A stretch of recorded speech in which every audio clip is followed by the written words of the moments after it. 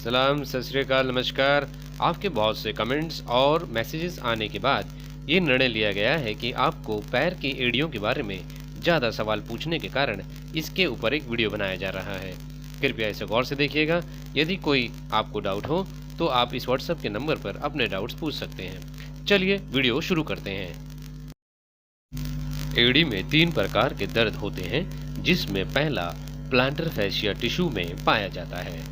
इसमें इन्फ्लेमेशन होने के कारण ये प्लांटर फैसिटिस बन जाता है। अब हम बात करेंगे एक्सरे में ये कैसा दिखता है। चलिए शुरू करें। तो ये पाया जाता है कि एड़ी के पास एक एक्स्ट्रा बोन क्रिएट हुआ है, लेकिन ये कोई एक्स्ट्रा बोन नहीं है, ये प्लांटर फैसिटिस के कारण नजर आता है। आइए चलिए डिटेल देखते हैं।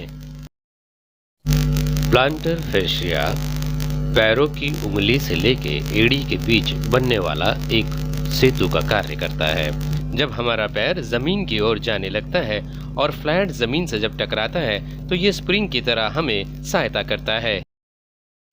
आम तौर पर इसमें होने वाले इनबैलेंस के कारण और ज्यादा लोड पड़ने के कारण इसमें इन्फ्लेमेशन हो जाता है।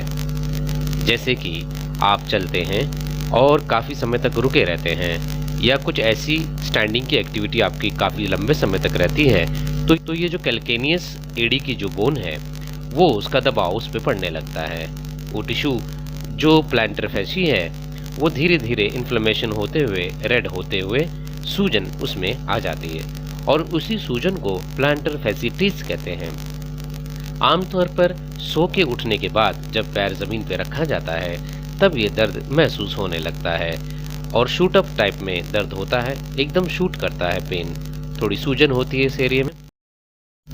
ये आम तौर पर उन व्यक्तियों को ज़्यादा होता है जिनका वेट ज़्यादा होता है, यानी कि जिन्होंने सडनली वेट गेन किया हो।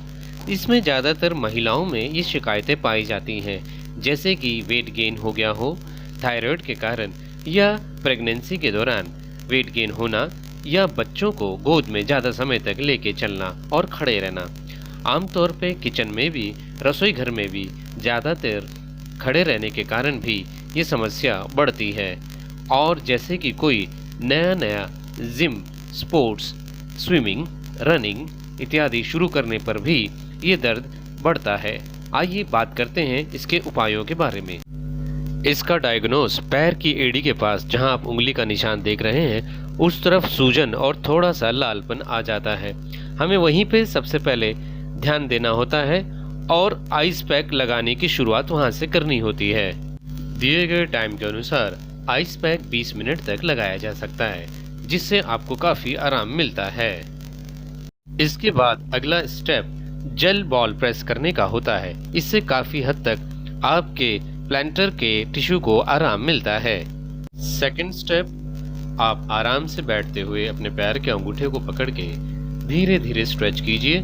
इससे आपके तलवे के पास फ्लेक्सिबिलिटी बढ़ती है और काफी आराम मिलता है। बढ़ते हैं अगले स्टेप की तरफ। ये भी बड़ा सरल है। दोनों हाथ सीधा दीवार के पास लगाते हुए एकदम पैरेलल शोल्डर के सामने, और अपना एक पैर आगे की तरफ मोड़ते हुए दूसरा पैर पीछे की तरफ यानी 2.5 फीट के गैप में रखते हुए दीवार को धकेलने का आभास करते हुए इसे करना है। इससे पिछले वाले पैर को बड़ा आराम मिलता है। ये बहुत ही लाभदायक है। चलिए बढ़ते हैं आखिरी स्टेप की तरफ। ये बहुत ही सरल है।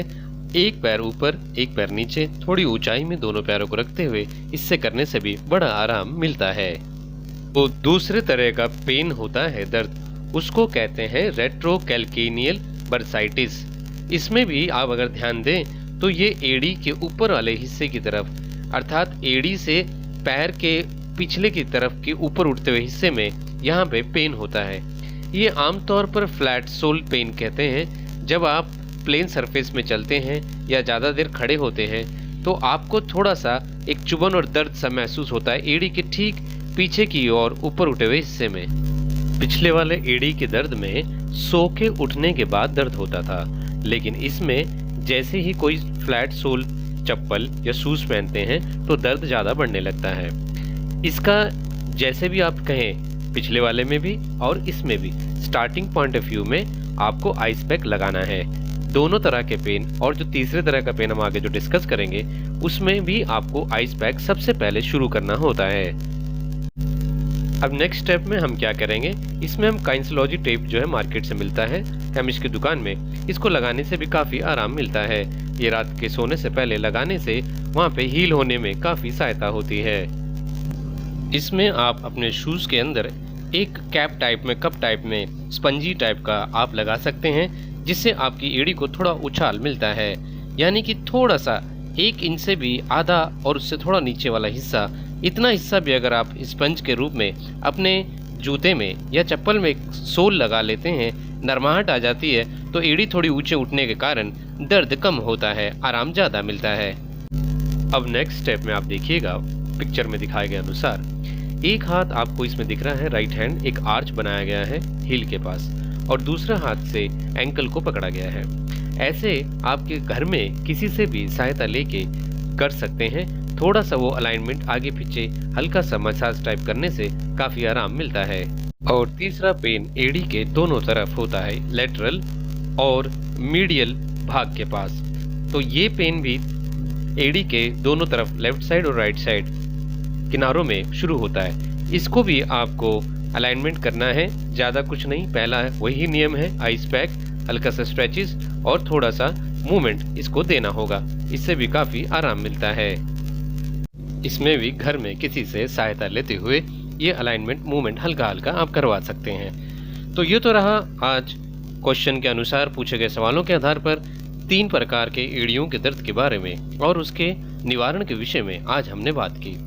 यदि आपका कोई भी ऐसा सवाल है जो आप पूछना चाहते हैं, जैसे कि मुझसे किसी ने पूछा है और मैंने 2-4 क्वेश्चंस को देखते हुए ये वीडियो बनाया, आप भी अगर कोई क्वेश्चन पूछना चाहें तो पूछ सकते हैं, कमेंट्स कर सकते हैं। कृपया मेरे चैनल को सब्सक्राइब कीजिए, मुझे मोटिवेट कीजिए और बेल आइकन के बटन को दबाने से मेरे नए वीडियो से आप अवगत रहेंगे।